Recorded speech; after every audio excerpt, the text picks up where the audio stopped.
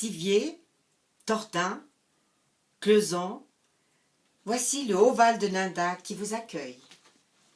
Au cœur des 4 vallées, haut lieu du patrimoine et des traditions, chargé d'histoire et authentique poumon de la nature et de l'économie. Par sentiers, chemins et routes, ou par les airs, allons à sa rencontre.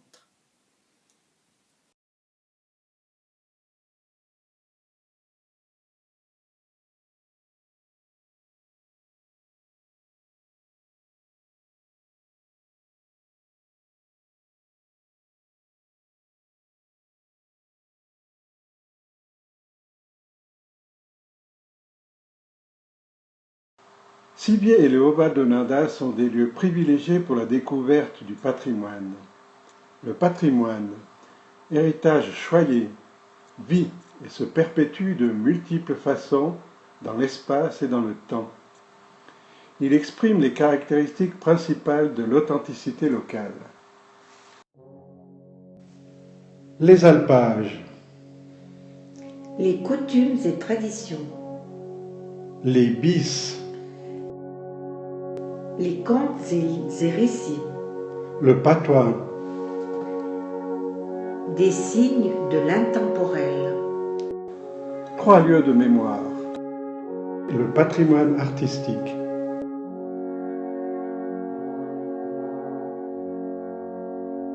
Les alpages sont porteurs de traditions. Ils réunissent les populations des divers villages ayant comme point commun l'amour de ces lieux particuliers. Lieux remplis d'histoire, un abri, un rocher sont là pour en témoigner. Les alpages sont l'incarnation même de ce que nous avons de plus authentique en Valais. L'amour de nos terres et la conscience d'appartenir à une communauté que nous voulons développer harmonieusement. Pour chaque génération, la magie de ces lieux opère. On ne saurait présenter les alpages sans avoir recours au vocabulaire patois, seul langage apte à les décrire et à les faire comprendre. Vache, Hats, troupeau, étuile, pâturage, patol, pré, pra, sonnaille, chunal, fouet de vacher, charga. montée du bétail à l'alpage, inalp, Poé, descente du bétail, produits fabriqués des Alpes, de chège, terrain à plat, plan, lutte entre vaches, bara,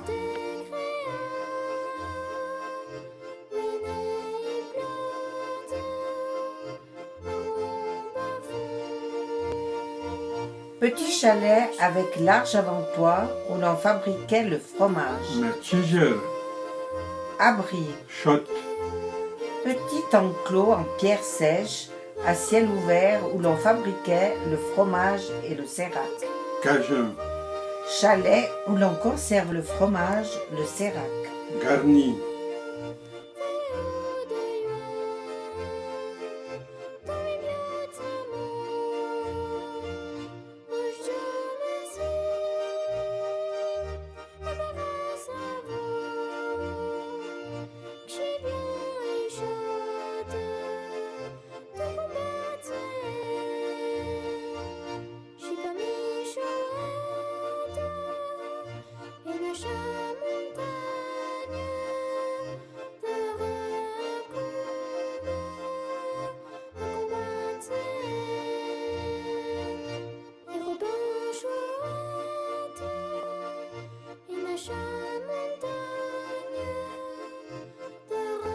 Cinq alpages se partagent le territoire de cette région.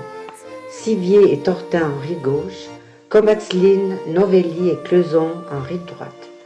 Ils font partie des composantes fondamentales du patrimoine.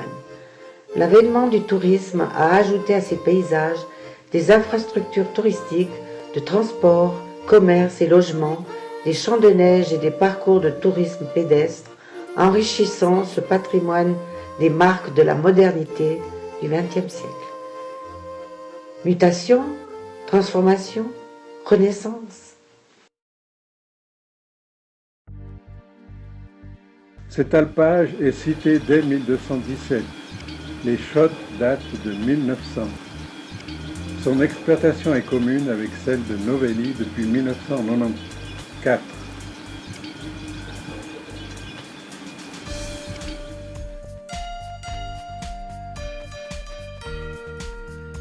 En patois, se dit Combatséenne.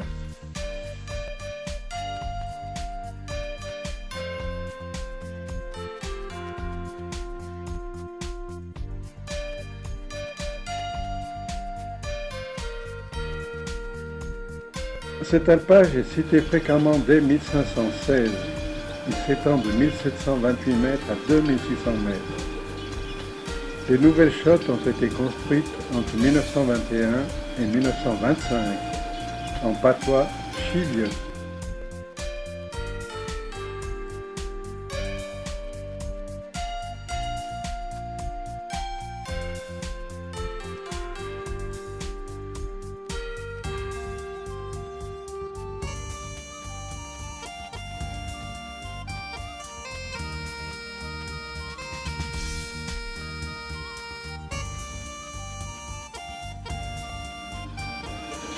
En patois nouéré.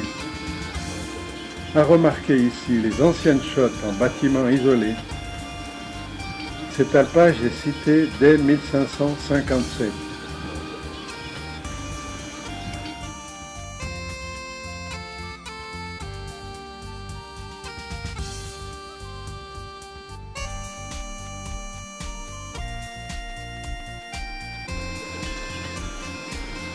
L'un des plus grands alpages de la région mentionné dès 1257. Il est caractérisé notamment par une vaste plaine. Et les chottes communes actuelles datent de 1920. Sur cette plaine, on peut observer la restauration des vestiges d'une scierie hydraulique, aménagée pour la construction des chottes.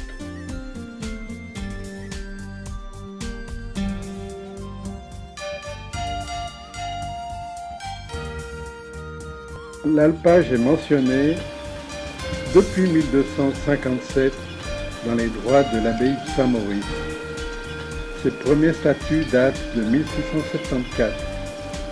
En 1942, la société EOS occupe pour le barrage une partie de ses pâturages. En patois, Flaujan.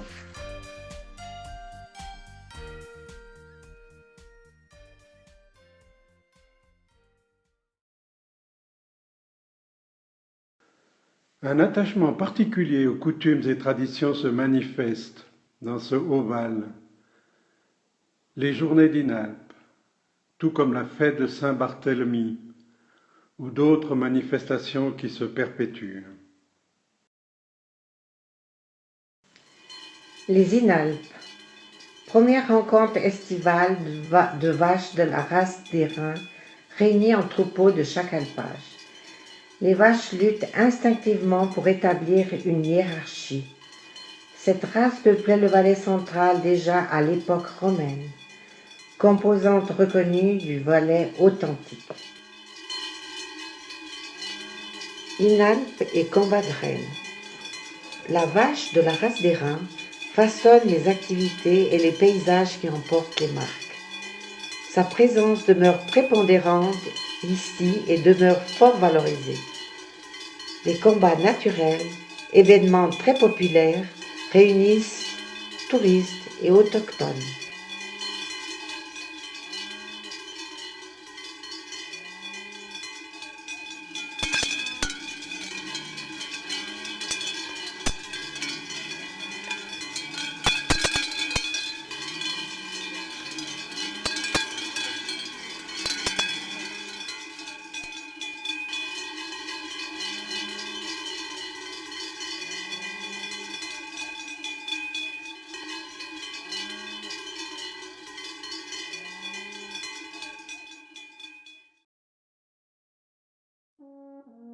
Nous sommes le 24 août 2012.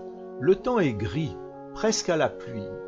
Nombreux sont ceux qui ont fait le déplacement de Cleuson en voiture, à pied depuis le fond du barrage, à pied en suivant le bis de Chervé.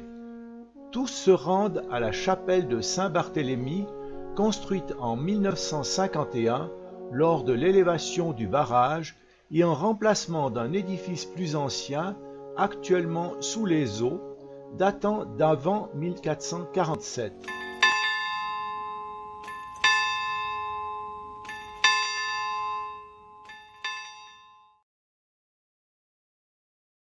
Certaines autres coutumes sont plus récentes, comme la Journée des handicapés au Montfort ou Mémorial Michel Michelet dès 1985, ou encore, dès 2000, la messe d'été en patois nadar à Sivier. Et enfin, l'Inalpe de Tortin est devenu un jour privilégié et traditionnel d'une visite au pays pour les membres de l'Amicale des Nadettes et des Nadars de Sion et environ.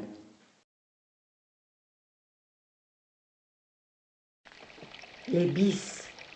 2 bis construits au XIXe siècle sont observables dans cette région. Le bis de Saxon et le bis de Chervé. Leur tracé et leur aménagement sont révélateurs d'une époque. Si leur fonction d'origine a disparu, ces tracés et parcours ont gardé une importance notable. Ces bis constituent une composante du patrimoine. Ils révèlent la complexité de la gestion de l'eau en montagne. Ils explicitent les difficultés surmontées au cours des ans pour les construire, les entretenir, en évitant les pertes d'eau par infiltration, sans parler des questions délicates liées au partage des droits d'usage de l'eau.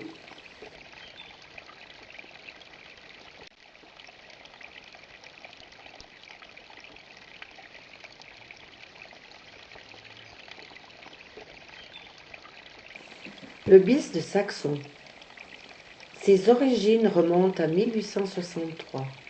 En 1865, la commune de Ninda concède à celle d'Isérable de Saxon la prise des eaux surabondantes qui ne seraient pas nécessaires pour les besoins de la commune, présents et à venir. Après 4 ans de travaux de construction, en 1876, l'eau a coulé pour la première fois dans ce bis. Son parcours a duré 14 heures. Sa prise d'eau dans la Prinde se situe à 1800 mètres. Ce bis traverse 4 communes et parvient au pied de la Pierre à Voie, d'où il descend en 3 torrents dans les coteaux de Saxon. Il a fonctionné plus de 80 ans et son entretien a été abandonné en 1964. Cet ouvrage est historique. Bis au long cours de 32 km, il est le plus long du Valais et d'Europe. Le bis de Saxon fut donc abandonné. Et en 1999, sous l'impulsion de quelques amoureux de Ninda, une association qui s'appelle Garde du bis, sur Ninda-Isérable, sous la présidence de votre serviteur Jacques Bourban, a été constituée. Et petit à petit, après la recherche des fonds, la remise en eau a pu se poursuivre grâce à des documents qui ont été conservés, grâce aussi à des appuis bienfaiteurs des institutionnels, du canton, de la commune, de la bourgeoisie, etc.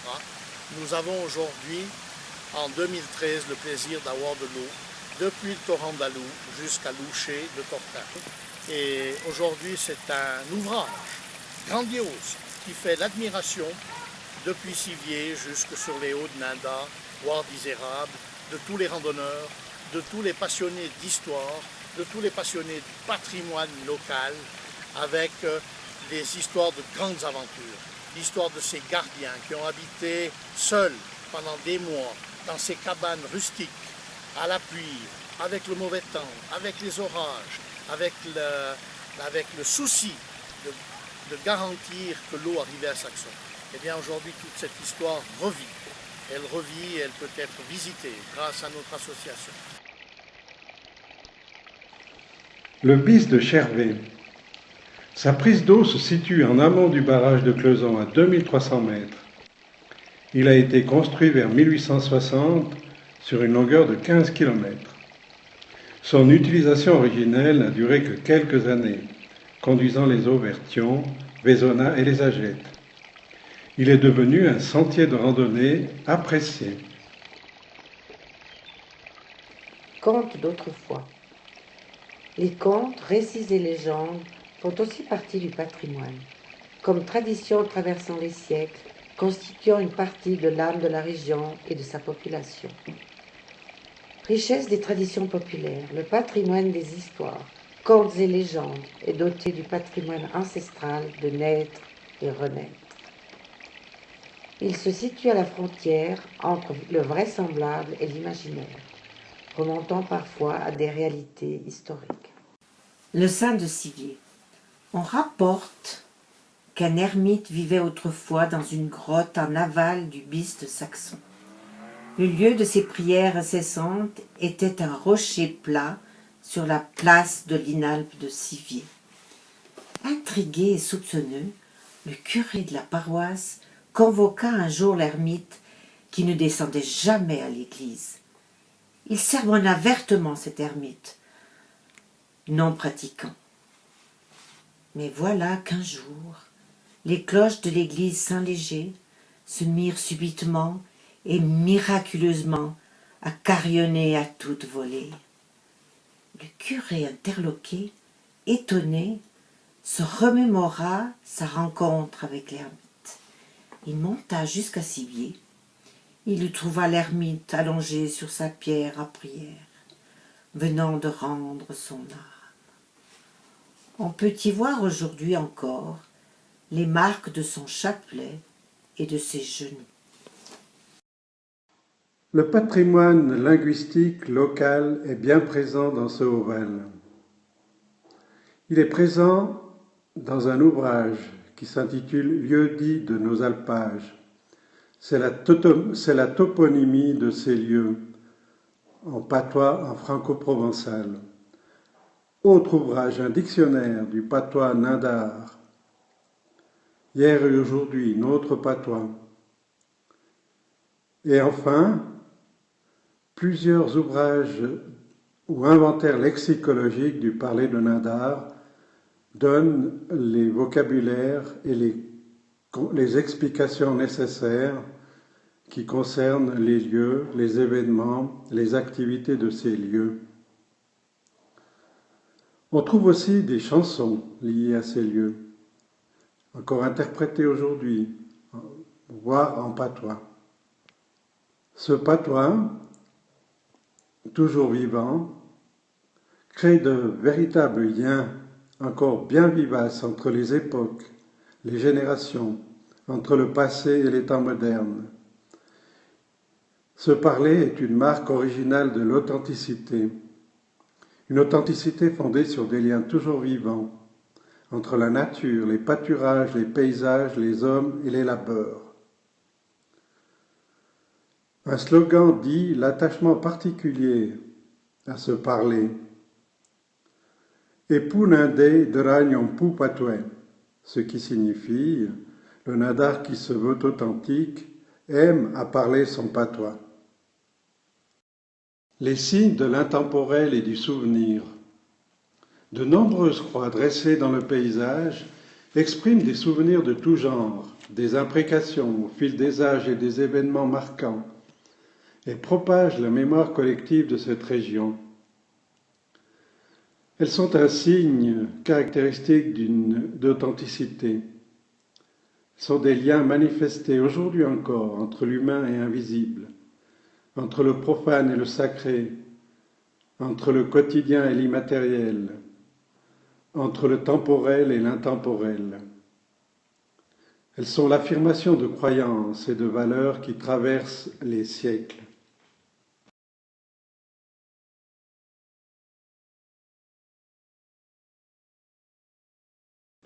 Trois lieux méritent attention. La reconstitution d'une fromagerie de plein air près du restaurant Les Bergers. Une ancienne roue hydraulique reconstituée sur la plaine de Tortin ainsi qu'une collection d'anciens articles de sport d'hiver à la résidence Rosa Blanche chez Gabi Sport.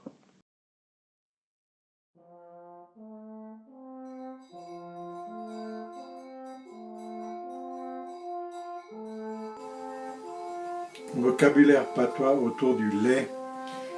Frère, Aria, petit lait, Eicha, fromage, Mot, fromage.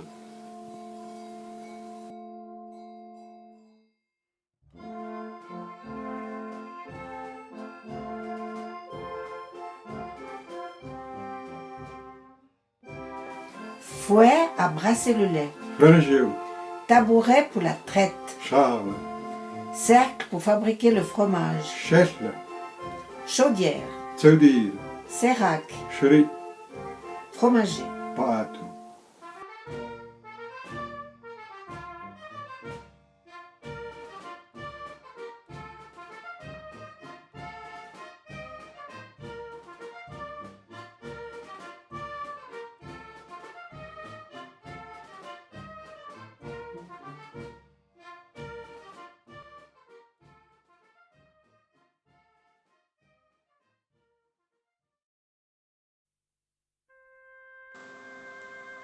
Ce patrimoine artistique comprend de l'écrit, de la peinture, de la musique.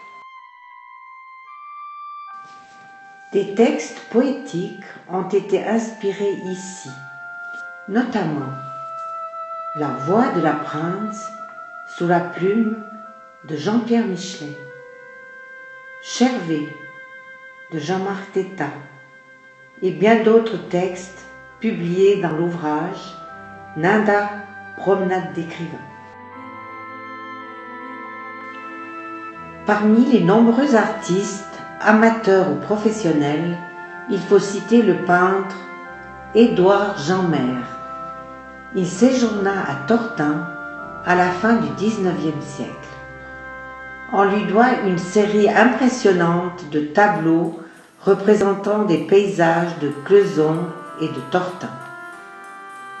Au XXe siècle, d'autres artistes peintres, comme Firmin Fournier, Francis Michelet et d'autres, ont aussi été inspirés par ces lieux enchanteurs. Le Oval de Nanda a inspiré des productions dans divers domaines. Musique et chant sont une des composantes de ce patrimoine local.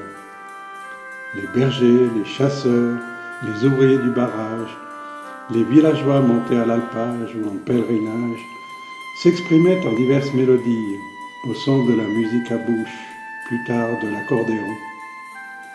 Aujourd'hui encore, on peut les entendre, les redécouvrir grâce à des groupes folkloriques. De nouveaux instruments ont ainsi apparu, notamment le Chor des Alpes. On peut citer, parmi les pièces qui ont résonné et résonnent encore en ces lieux, réorchestrées à diverses manifestations, en français, voire en patois. Elles rappellent la vie en ces lieux, la vie des bergers, des chasseurs et des ouvriers du barrage, et l'animation des rencontres sur l'Alpe. On peut notamment citer l'hymne à Nanda, charmant vallon, et les Nandars, Laventier, Petit Jean, Yapagra. En voici des extraits.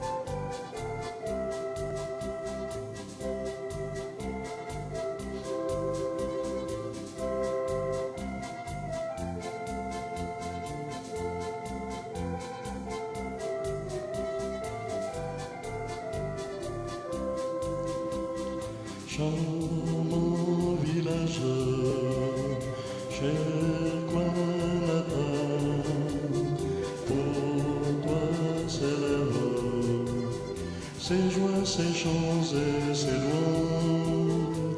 Oui, nous aimons et célébrons la grande beauté de tes cycles. Vive, vive, vive Nanda.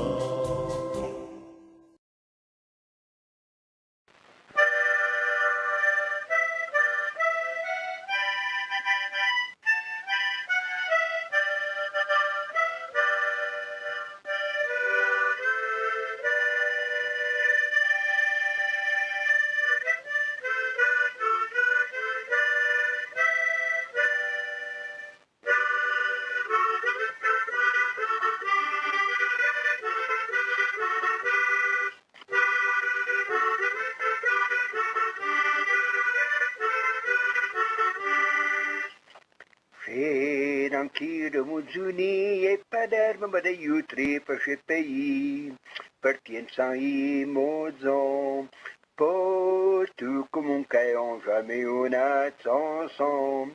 Ah, pas tabac chez botte, y'a pas gras, ah, y'a pas gras, y'a pas gras. Ah, pas tabac chez botte, y'a pas gras, y'a pas gras, y'a pas gras.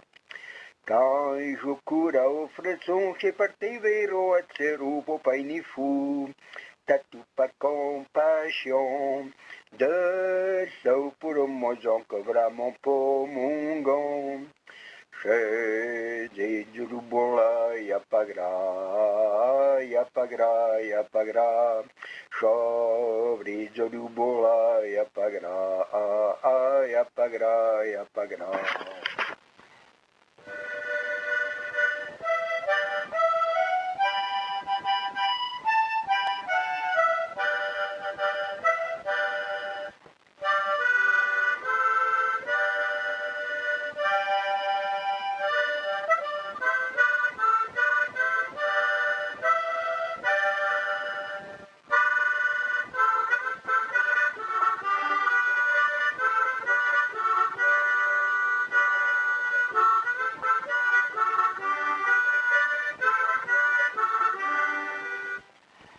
Et ce show de tortin qu'on peut t'évire sur le second tot en centaine, un bruit t'a bien reçu, en charme te mendia de plus bons macarons, ma poche de tortin y'a pas gras, y'a pas gras, y'a pas gras, ma poche de tortin y'a pas gras, y'a pas gras, y'a pas gras. Et ce chaud de ce genre qu'on paye nourrir sur des tortins quand des coquins, à mon mi-vingt-trois, oh, te chauvi de chervé au fougillon et serre, ah, posta vache botte, y'a pas gras, y'a pas gras, y'a pas gras, ah, posta vache botte, y'a pas gras, y'a pas gras, y'a pas gras.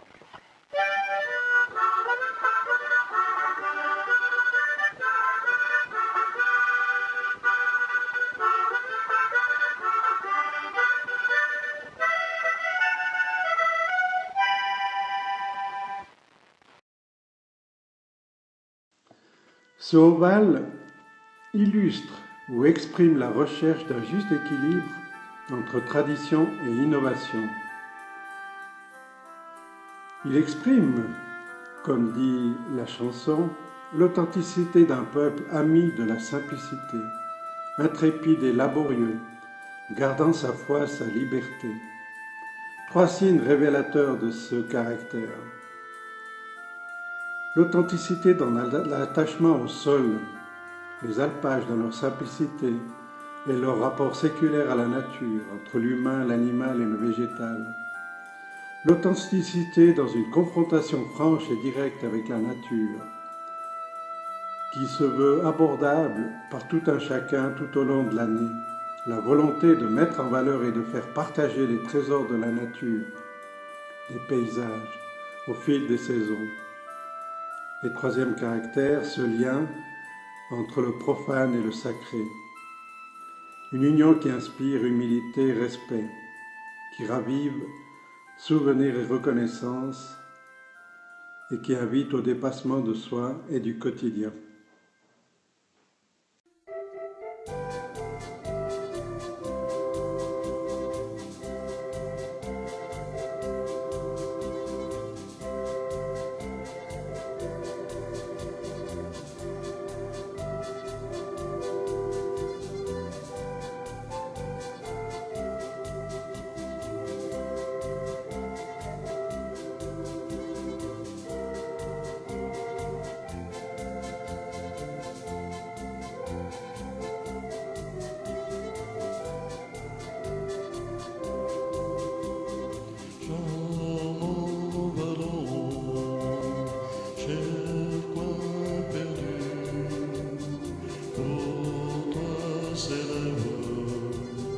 Ces joies, ces chants et ces lois, oui, nous aimons et célébrons.